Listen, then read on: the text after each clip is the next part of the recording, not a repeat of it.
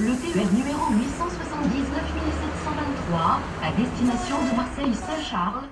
Le film que nous vous proposons va vous faire découvrir la ligne du chemin de fer de l'Estac à Port-de-Bouc, qui comprend actuellement 9 gares, 21 tunnels, 19 viaducs en pierre et un viaduc métallique. Cette ligne mesure 36 km de long. La gare de l'Estac est le départ de la ligne ferroviaire qui se termine à Miramas, appelée aussi ligne de la Côte Bleue, et qui mesure 60 km environ. L'Estac, un quartier du 16e arrondissement de Marseille, situé entre le port autonome et le massif de la Nerte, c'est un village dans la ville, peint par Cézanne et bien d'autres, et revisité par la caméra de Robert Guédiguian. Et surtout, ne pas oublier ce gros beignet sucré, appelé en provençal chichi-frégi, et qui veut dire tout simplement chichi-frit. Mais revenons à notre gare. La gare de l'Estac est une gare ferroviaire de la ligne Paris-Lyon à Marseille-Saint-Charles. La gare était initialement dédiée au transport de marchandises entre l'Estac et Marseille, avant de devenir une gare de voyageurs. Le bâtiment principal a été construit entre 1848 et 1851. L'architecture de la gare est remarquable pour ses constructions annexes aux structures métalliques, édifiées à la fin des années 1920 dans le style Art déco. Elle fait l'objet d'une inscription au titre des monuments historiques. Mais d'abord, un peu d'histoire. Cette ligne a été construite afin de doubler partiellement la ligne entre Miramas et Marseille, afin de disposer d'un itinéraire de délestage en cas de problème dans le tunnel de la Nerte. En 1904, la ligne a été déclarée d'utilité publique. Les travaux ont commencé en 1908 et le premier trajet officiel a été le 15 octobre 1915. Mais cette ligne n'a pas été inaugurée officiellement parce que la France était en guerre. Cette ligne a été la plus coûteuse. Elle est revenue à 78 millions de francs or. Plus de 4000 personnes ont travaillé sur cette ligne. De nombreux ouvriers étrangers, beaucoup de maçons italiens, des Espagnols et beaucoup de terrassiers kabyles. En 1914, la quasi-totalité des travailleurs français ont été mobilisés. Au Rouet, une annexe de l'école de Carry fut nécessaire pour les enfants des familles logés sur le chantier en cité ouvrière. C'est tous des Italiens qui ont fait ça. Hein. Les Espagnols, ils sont venus pour faire la voie. Mais les Italiens, c'était... Tu sais, les Piémontais, nous, on a beaucoup d'Italiens. Tous les maçons de Carry utilisaient des Italiens. Olive et compagnie. On y a créé une école. Il y avait 2 classes au Rouet, avant que je vienne, hein, uniquement pour les travailleurs qui faisaient la voie, en 1915. Il y avait, tu as connu ça toi, des baraques en bois de l'armée américaine, tout le long du Rouet, et on logeait les travailleurs avec leurs familles. Là. C'était tous des Italiens et des Espagnols.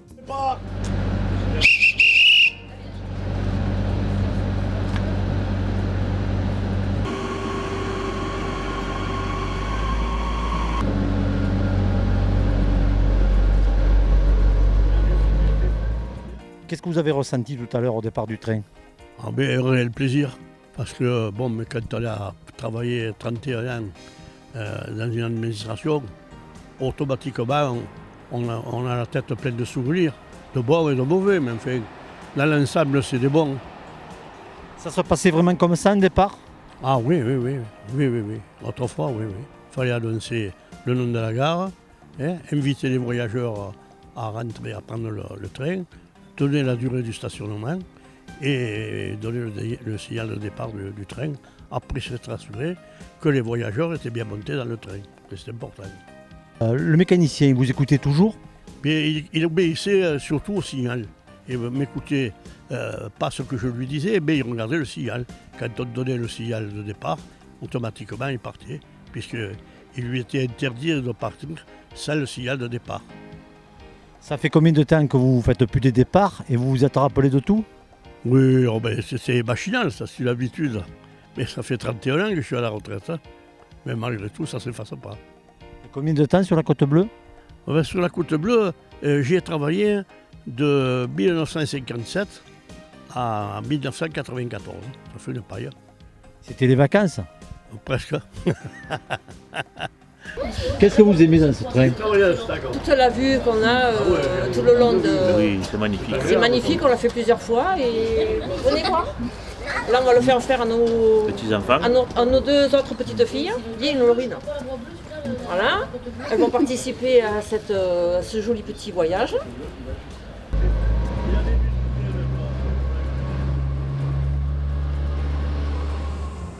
Maintenant, c'est une balade ferroviaire durant laquelle nous allons vous montrer un mélange de paysages et d'ouvrages.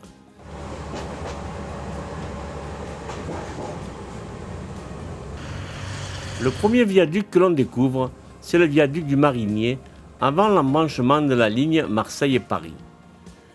Puis le viaduc de Piche avec ses 53 mètres de longueur et 11 mètres de hauteur, 5 arches de 8 mètres d'ouverture nous montrent la voie de la côte bleue.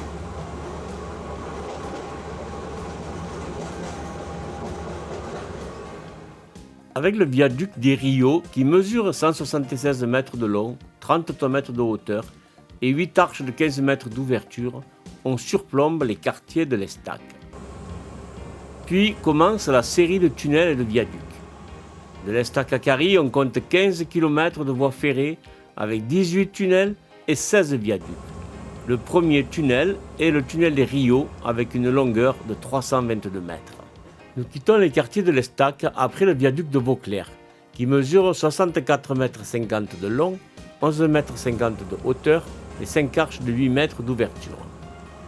Tout de suite après le viaduc de Vauclair, un tunnel mixte, le tunnel de Rio Tinto, composé de 3 éléments différents, d'une longueur totale de 478 mètres pour le Rio Tinto et d'une galerie de protection et de liaison appelée Galerie de l'Assiette, d'une longueur de 29 mètres, avec ses 7 fenêtres et, côté sortie, le tunnel de Côtelette de 124 mètres. Nous quittons la sortie nord-ouest de Marseille pour arriver sur la commune du Rove par le viaduc de Corbière, qui est un pont ferroviaire qui franchit la route départementale 568 et qui domine le joli site de Corbière, construit par l'ingénieur Paul Séjourné en 1913. Il surplombe la seule petite plage des quartiers nord de Marseille. C'est le plus long viaduc en maçonnerie de la ligne de l'Estac à Port-de-Bouc. Son tablier mesure 226 mètres de longueur.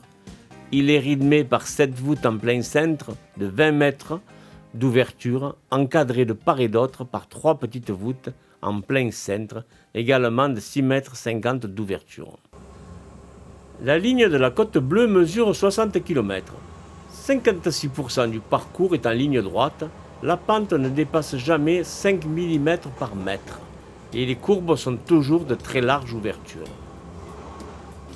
Dans un relief accidenté, c'est le début d'extraordinaires vues sur les merveilleuses calanques de la côte bleue.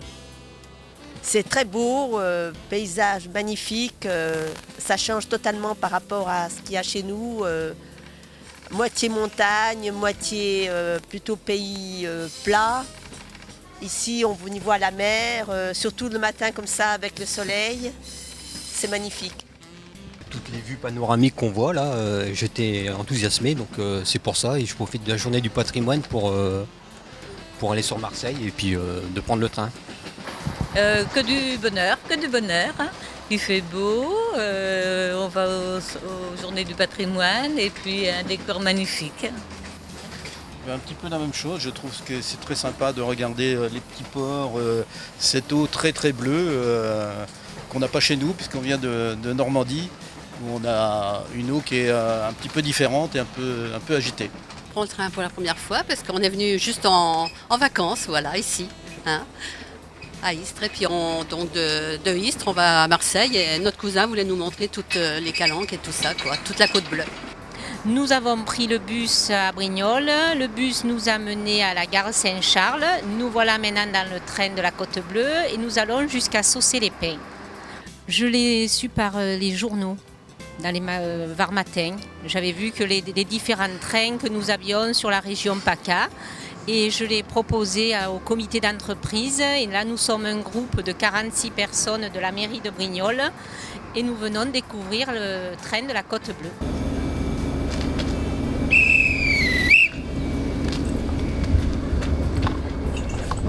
revoir. Au revoir.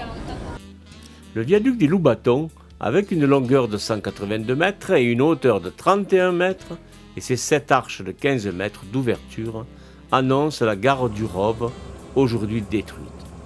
Pour la construire, il avait fallu l'accrocher au relief et la maintenir par un long mur de soutènement. Pour la petite histoire, ce viaduc a enlevé la vue à un restaurant très fréquenté par les Marseillais et qui s'appelle le Resquillado. Puis nous arrivons sur un petit viaduc appelé l'Establon, ou l'Aiguillon, disaient les marins pêcheurs. Il épouse les rochers avec ses 91 mètres de longueur, 39 mètres de hauteur, 2 arches de 15 mètres d'ouverture et une arche de 25 mètres d'ouverture. Et puis encore un viaduc pour la route. C'est le dernier? Non, il y en aura encore. Celui-là mesure 112 mètres de long et 37,50 mètres de hauteur, avec ses 3 arches de 20 mètres d'ouverture. Il ressemble au viaduc de l'Establon, sauf que ces arches sont identiques. C'est le viaduc des Aragnols. Un exemple de difficulté pour la construction de cette ligne, la passerelle des Aragnols, tout en bois. Il a fallu travailler à 37,50 mètres de hauteur par rapport au niveau de la mer. La nuit revient avec une série de 4 tunnels. Le premier tunnel est le tunnel des Aragnols. Il mesure 145 mètres de longueur et sa construction a duré 28 mois et demi.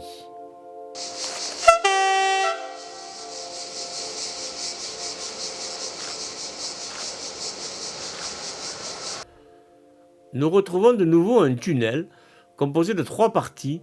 Tout d'abord le tunnel des Glaïeuls qui mesure 304 mètres de longueur, qui a demandé 30 mois de travail. Puis une galerie voûtée ouverte de 52 mètres, appelée les Pierres Tombées, suivie d'un souterrain portant le même nom et qui a nécessité 22 mois pour le construire. Nous terminons la série de ces 4 tunnels par le tunnel de la Vesse, 208 mètres de longueur, creusé dans un calcaire très dur et qui a nécessité 22 mois de travail. Il débouche sur le viaduc qui porte le même nom. Le viaduc de la Vesse mesure 168 mètres de long, 35,40 mètres de hauteur et avec ses 6 arches de 20 mètres d'ouverture, il enjambe la calanque de la Vesse. Tout de suite après le viaduc de la Vesse, le petit tunnel de Niolon, avec ses 153 mètres de long, nous amène à la deuxième gare, celle de Niolon. Construite elle aussi sur remblai, elle domine la mer et le port de plus de 40 mètres. Elle comporte 2 étages et un abri couvert. Encore une passerelle provisoire pour la construction de ce viaduc, et toujours à 37 mètres de hauteur avec une des piles qui est bâtie dans l'eau. Construit en dessous la batterie de Niolon, le viaduc du Jonquier mesure 37 mètres de hauteur avec une arche de 30 mètres d'ouverture et 4 arches de 15 mètres d'ouverture. Nous pénétrons dans le tunnel des Riflards qui mesure 207 mètres de long avec une particularité, une galerie couverte de 77 mètres de longueur qui a été exigée par le ministère de la Guerre pour protéger la ligne au cas où tomberait un obus tiré trop court par la batterie haute de Niolon.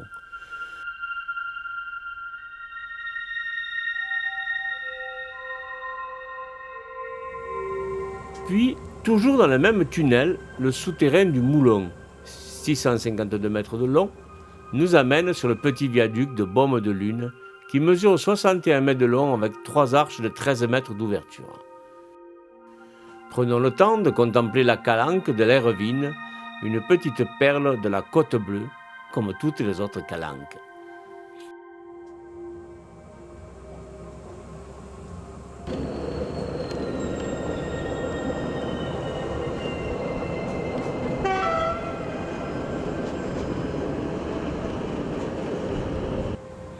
De nouveau, nous allons continuer à jouer à cache-cache avec la mer, avec le tunnel de Méjean, 491 mètres de long, creusé dans un calcaire compact. Plus de 20 mois de travail furent nécessaires pour le finir.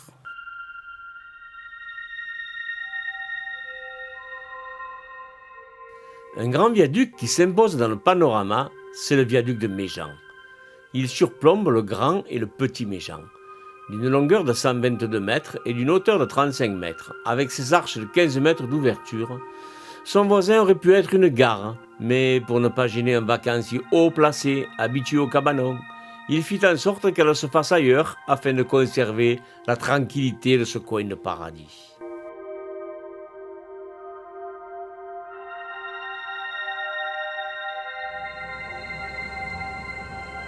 Après le viaduc de Méjean, on s'éloigne du bord de mer pour une série de 3 petits tunnels très courts, mais qui ont donné autant de travail qu'un tunnel plus long. Le premier, c'est le tunnel des Figuières, avec une longueur de 53 mètres.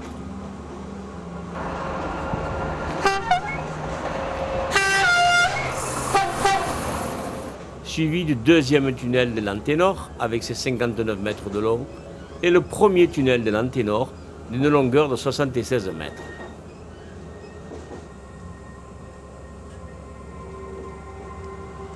Chaque tunnel a demandé près de 20 mois de travail dans du calcaire compact ou du grès calcaire pour le dernier.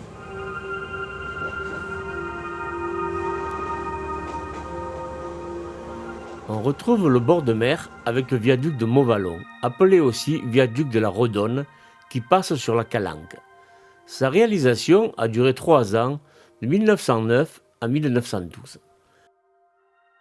Sa longueur de 154 mètres et sa hauteur de 31 mètres, suivie de 6 arches de 15 mètres d'ouverture, en font un viaduc remarquable.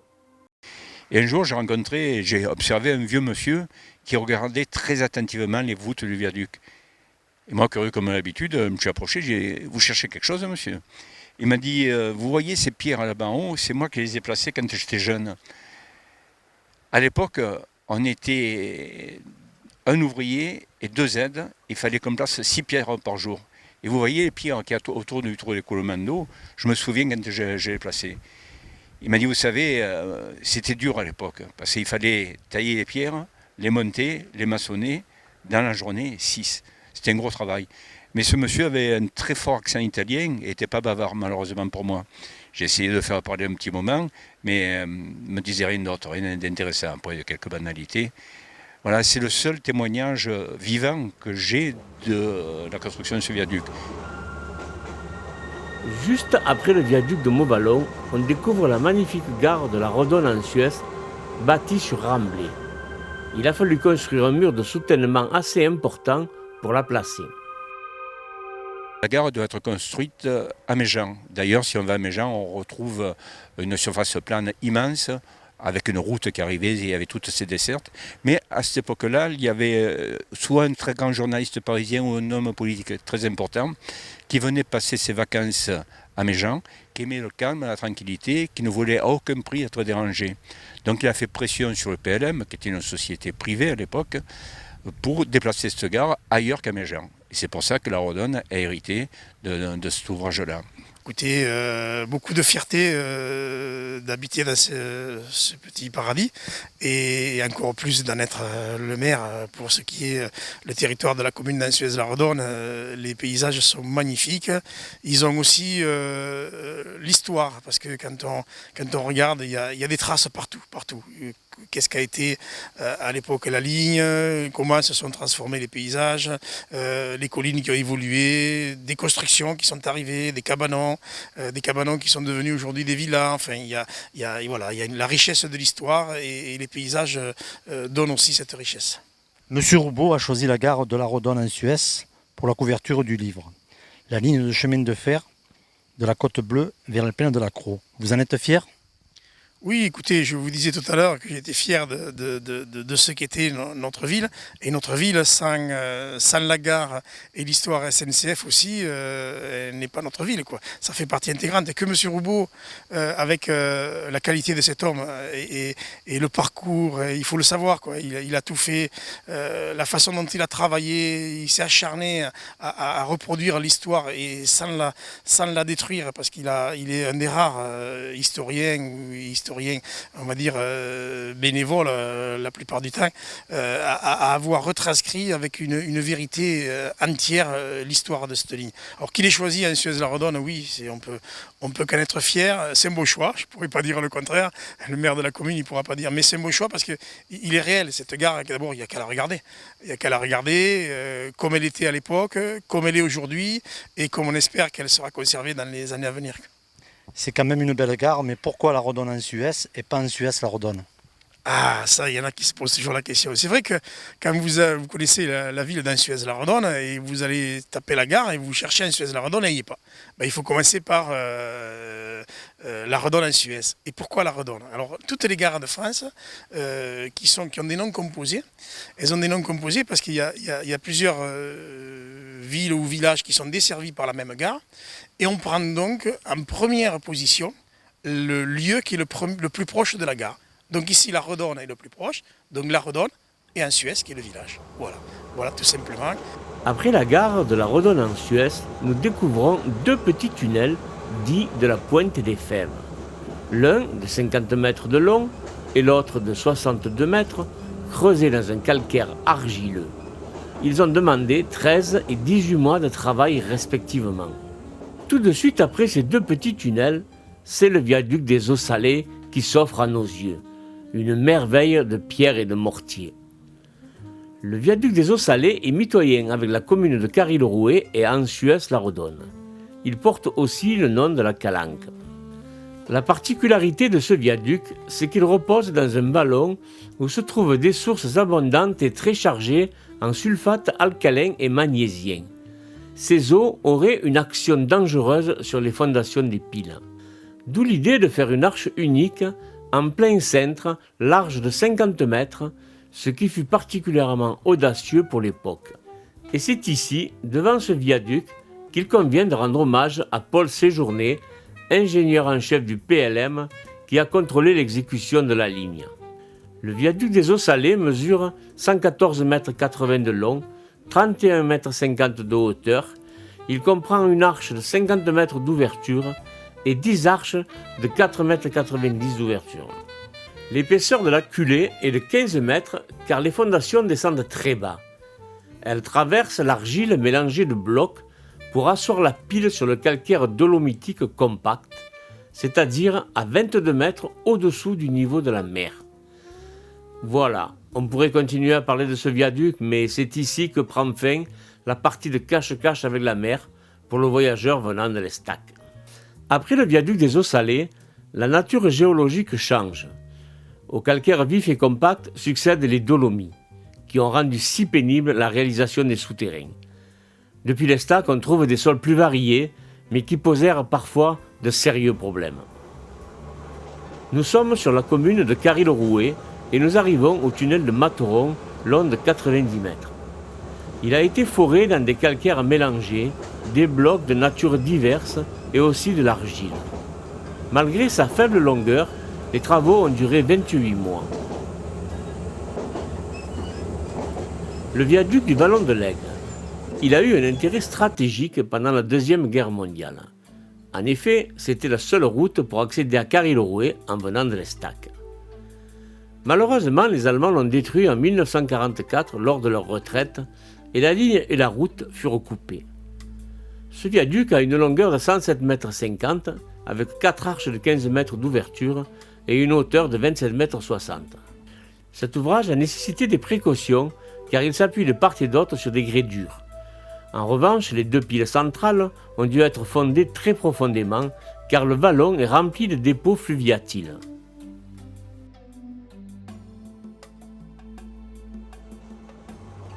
Nous arrivons au souterrain du Rouet, 194 mètres de long, qui a été très difficile et long à réaliser, 32 mois et demi, car percé dans un mélange de calcaire blanc, débouli de gros blocs et d'argile.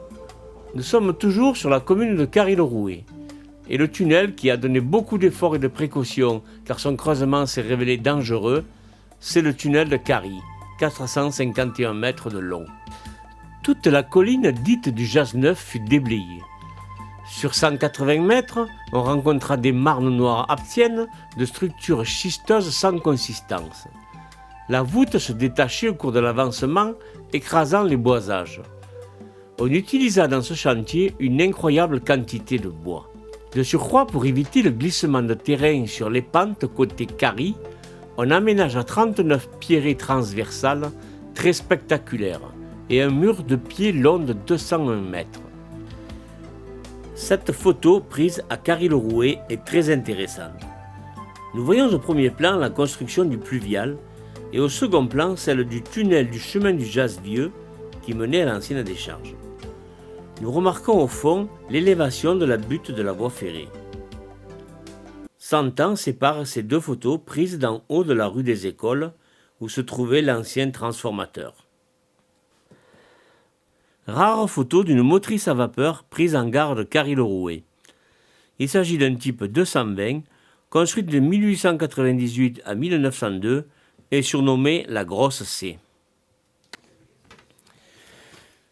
Cette autre photo de Carry-le-Rouet nous montre une locomotive ayant beaucoup servi pour les chantiers de la gare et du tunnel du Cesse-Neuf. On l'appelait la Germaine. On ne pouvait pas quitter Carry-le-Rouet sans vous faire rencontrer M. Jean-Pierre Roubaud, qui est le fils de Louis Roubaud, auteur du livre qui nous a permis de vous raconter un bout de l'histoire de la ligne du chemin de fer qui lui a été si cher à ses yeux.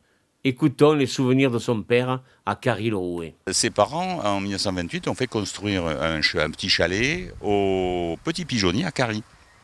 Et donc pendant 15 ans, il a passé tous ses dimanches et toutes ses vacances à Carry et il s'y rendait par train. Donc il avait les habitués, il avait ses petits copains, les parents connaissaient, avaient des amis qui papotaient en attendant le train. C'était vraiment un peu la famille. Et donc ça a rythmé son enfance, son adolescence, le train à Carry, entre Carry et Marseille, c'était vraiment très important pour lui. Alors un autre souvenir fort de mon père concernant la ligne de chemin de fer, c'est dans l'immédiate après-guerre. Bon, il avait acheté une voiture, donc les week-ends, il est passé en famille avec ses parents à Carry, dans la villa des parents à Carry, mais on ne venait plus en train. Mais il y a eu cet énorme incendie en 1953, qu'il a relaté dans le livre Les Mémoires de Brest, qui a été édité par les pompiers de Carry. Et à ce moment-là, je me souviens très bien, après m'être réveillé de la sieste, il y avait tellement de fumée que le soleil était très obscurci et j'ai cru qu'il faisait nuit. J'étais très, très frappé, mes grands-parents étaient catastrophés, ils parlaient d'évacuer, on n'évacue pas. Et à ce moment-là, il y a une voiture qui est passée avec un haut-parleur sur la route départementale, juste avant le monument aux morts où habitaient mes grands-parents, demandant à tous les hommes valides de se rendre immédiatement sur la voie ferrée avec chacun une pelle. Et qu'est-ce qu'ils ont fait? Ils se sont mis en ligne et dès qu'il y avait une brindille enflammée, un brandon qui passait de l'autre côté sous la violence du Mistral, immédiatement ils éteignaient les flammes. Et c'est comme ça que Carry a été sauvé. Et ça s'est reproduit à plusieurs reprises d'ailleurs. Et à chaque fois, c'était quasiment le même scénario. Mon père n'est pas parti à chaque fois, mais c'était toujours assez catastrophique. Et chaque fois, la commune a été sauvée par cette ligne de chemin de fer. C'est une maison qui est tout à fait remarquable parce qu'elle a été construite en 1910 par une personne qui s'appelait M. Bourgoin et qui était sous-chef de section pour les travaux de la ligne de chemin de fer entre Ponto et Carry. Et mon père a joué avec ses enfants dans les années, début des années 30. Et ils ont fait un peu les 400 coups à la gare parce que M. Bourgoin est resté sur place en tant que responsable de la voie ferrée pour la zone. Après Carry-le-Rouet, le relief change. On découvre de larges tranchées qui obligèrent de bâtir jusqu'à la couronne de nombreux ponts routiers par-dessus les bois.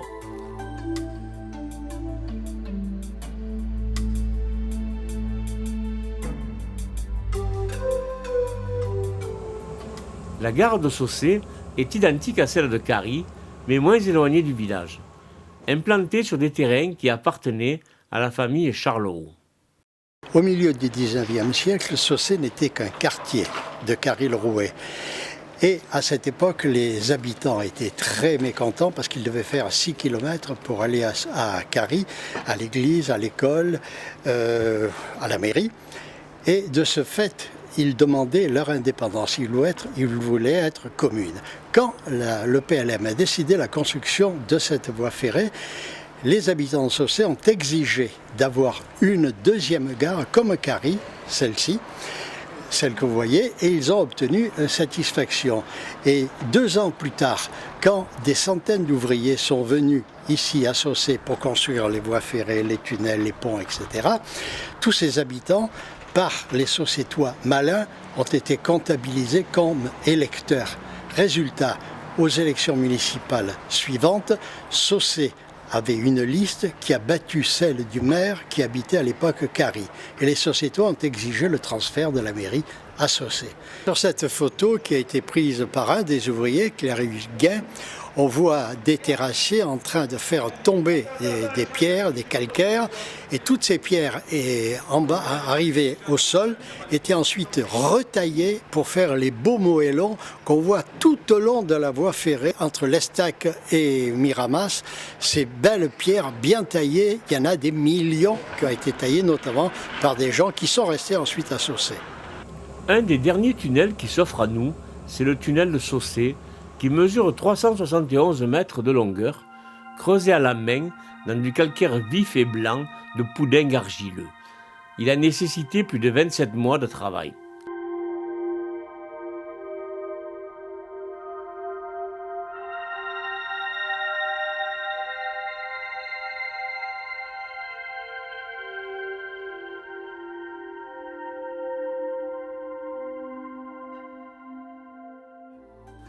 Le viaduc du Grand Valat, qui délimite les communes de Saucé-les-Pins et Martigues, surplombe le vallon très large qui porte le même nom. Il mesure 151 mètres de longueur, 20 mètres de hauteur et 8 arches de 15 mètres d'ouverture.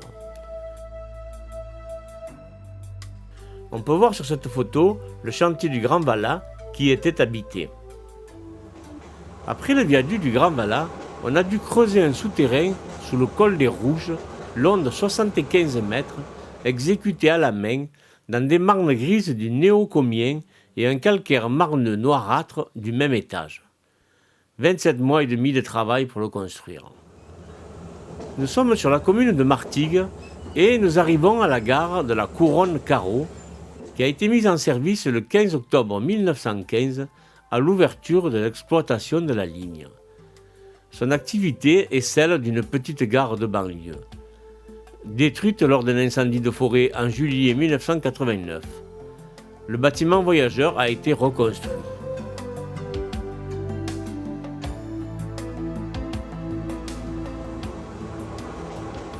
Nous passons sur plusieurs ponts routiers, dont celui de la Couronne, qui est un des plus importants de la ligne.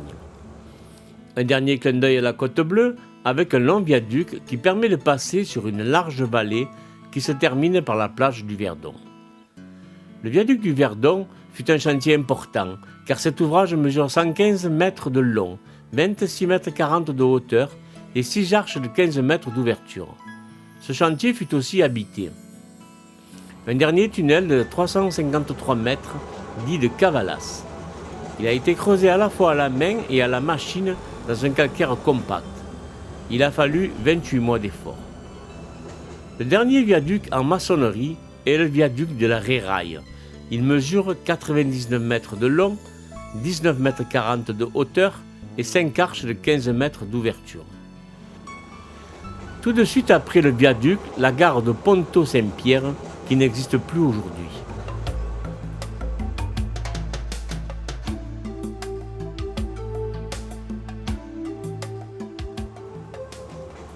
On approche du monde industriel avec la gare de Martigues, qui est éloignée de la ville.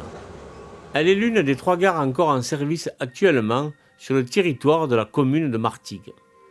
En parallèle à la gare de voyageurs se trouvent diverses voies dédiées au fret. La gare fut ouverte avec la ligne le 15 octobre 1915 sous le nom de Martigues-Caronte.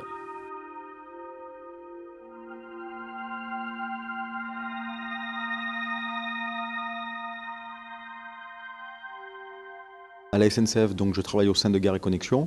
Gare et Connexion, c'est une branche de la SNCF qui, comme son nom l'indique, s'occupe de la gestion des gares et de tout ce qui vient se connecter avec la gare.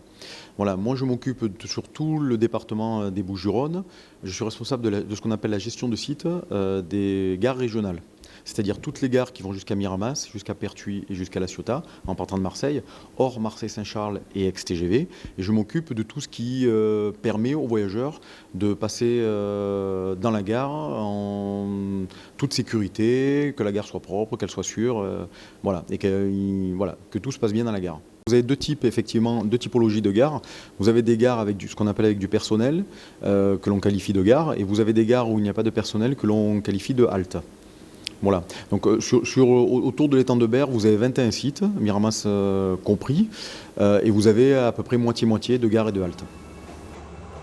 De tous les ouvrages si nombreux sur la ligne de la Côte Bleue, le plus prestigieux est sans conteste le viaduc qui traverse le chenal maritime de Caronte, qui met l'étang de Berre en communication avec la mer. C'est le viaduc de Caronte. La décision de construire le viaduc fut prise en 1904. Commencé en 1908 et terminé en 1913, sa longueur totale est de 942,50 m. Il comporte 3 parties, 2 travées métalliques de 51,20 m du côté de Miramas, un pont tournant de 114,40 m et 8 travées métalliques de 82,50 m du côté de l'Estac. La SNCF nous a autorisés à pénétrer dans la partie machinerie du viaduc et nous avons pu assister à la manœuvre d'ouverture et de fermeture. Nous sommes dans la dernière partie du pont, la partie la plus élevée.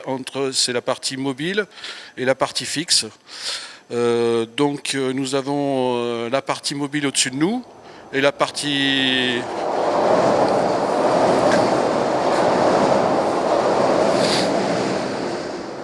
Ouais, c'est du direct. Donc la partie mobile repose sur un chemin de galets, ce qui permet de faire tourner le pont. Il y a 63 galets coniques. Ensuite, nous avons donc l'entraînement du pont qui se fait par l'intermédiaire d'un système d'engrenage type Citroën, des engrenages à chevrons. Tout ça, ça démarre avec un moteur électrique, moteur de puissance.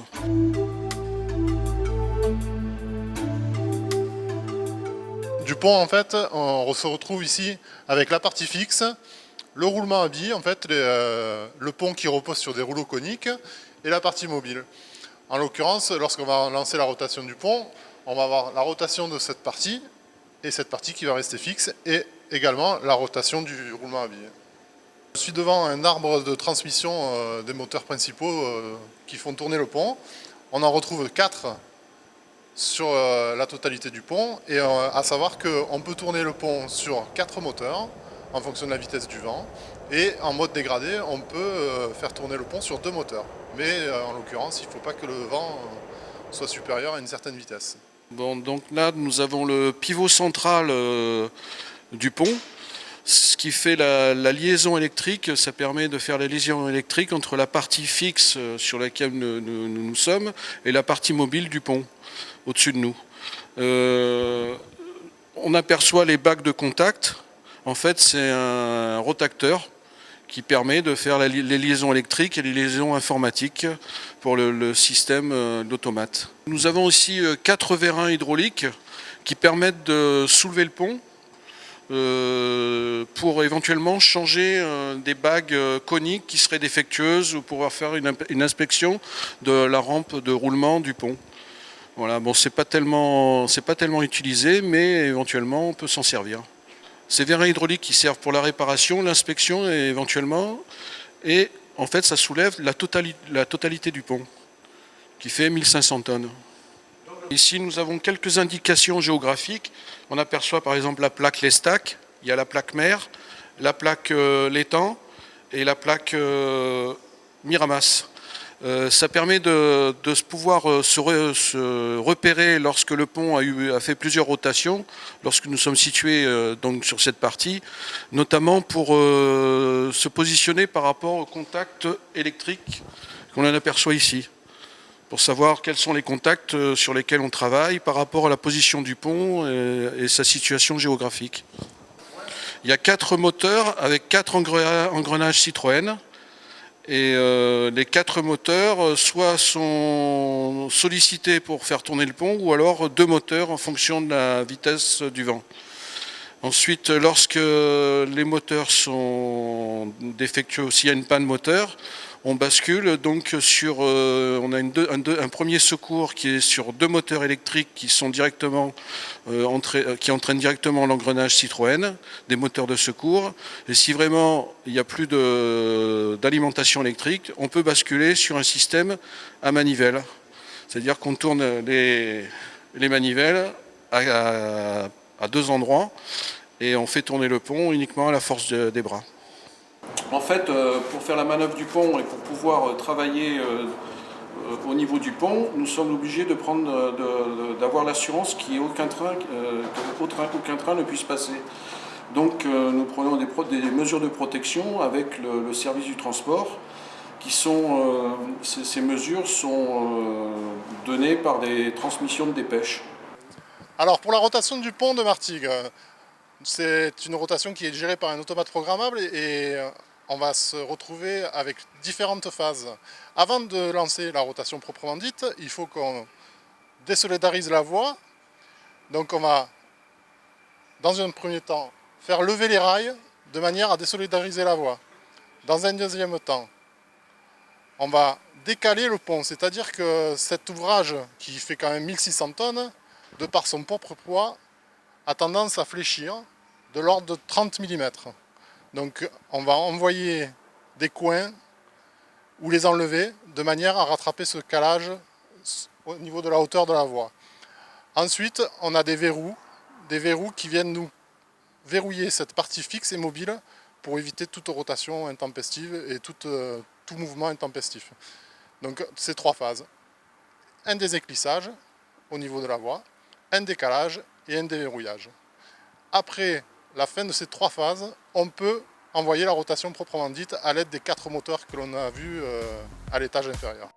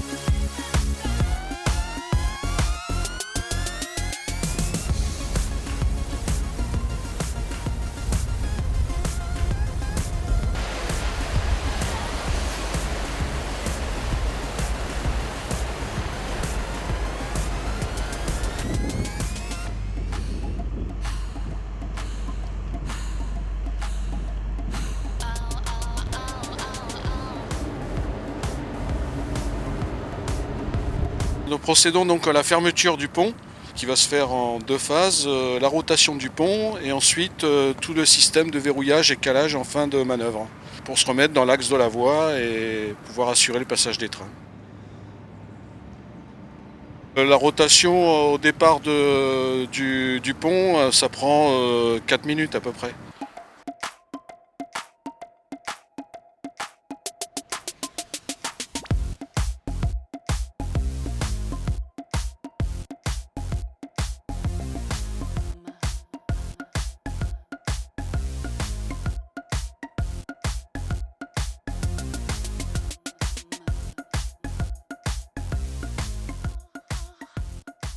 Oui, Martigues, allez, là je te rends les ZEP. Oui, voilà, c'est bon, je te rends les 2 ZEP, voie 1, voie 2.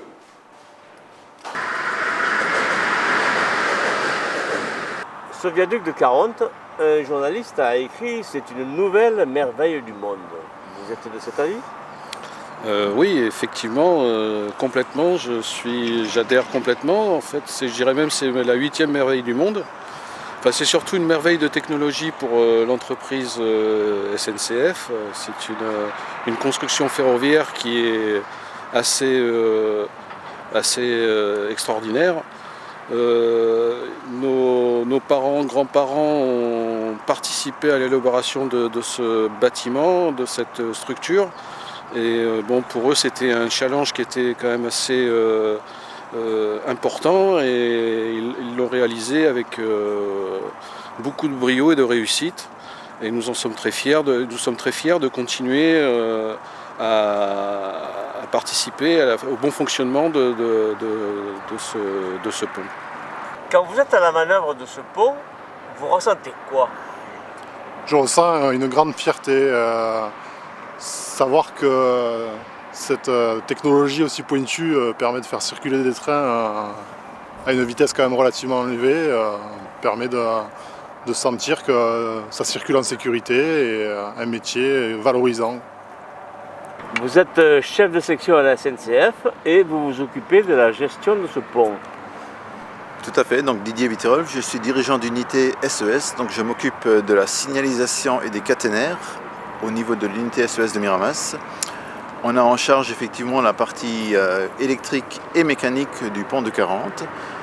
Donc nos opérateurs, nos techniciens interviennent sur ce pont de manière hebdomadaire.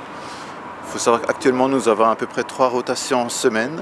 Donc il y a entre 3 et 4 bateaux qui passent par semaine. Et l'entretien, lui, se fait de manière systématique. Nous avons des plans annuels de maintenance avec des interventions certaines hebdomadaires, d'autres mensuelles et d'autres trimestrielles.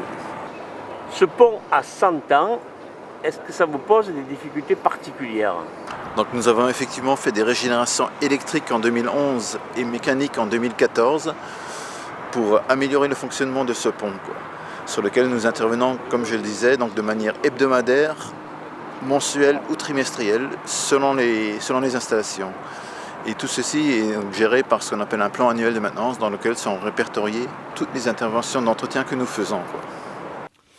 À 5 h du matin, le 21 août 1944, peu après le débarquement allié en Provence, les Allemands firent sauter la tour ronde, ce qui provoqua la rupture de la travée adjacente. Un nouveau viaduc fut reconstruit et terminé en novembre 1954. Son inauguration a eu lieu le 3 décembre de la même année.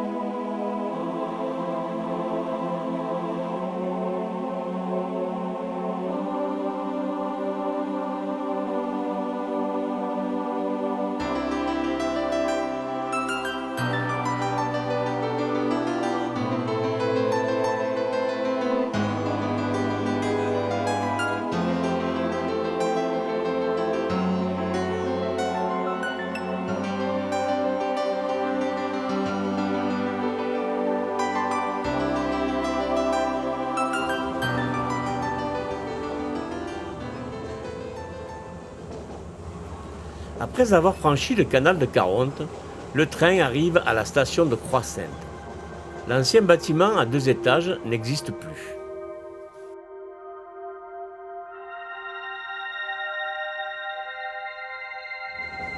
Et enfin, la gare de Port-de-Bouc.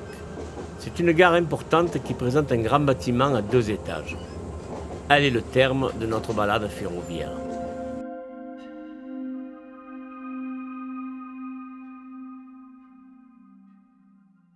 À l'avenir de la ligne sera ce qu'on voudra le faire et ceux qui se battent pour développer le transport ferroviaire obtiendront.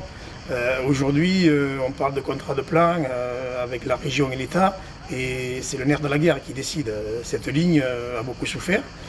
Il faut savoir aussi et le rappeler, c'est une ligne stratégique. Quand elle a été construite à l'époque, elle est en fait une ligne de déviation en cas d'incident sur la ligne par Rognac. Et donc c'est pour ça qu'elle a été très longtemps maintenue. Un service public ne peut réussir à être entretenu de qualité que si l'État, le service public, est assumé en grande partie par des fonds fournis par l'État. Voilà, l'avenir de la gare et de cette ligne, il est là, quoi. Il est donnons-nous les moyens au moment où on parle de COP21, de développement durable, de sites propres et de transports propres. Il faut y mettre les moyens, quoi. Il faut passer à l'acte.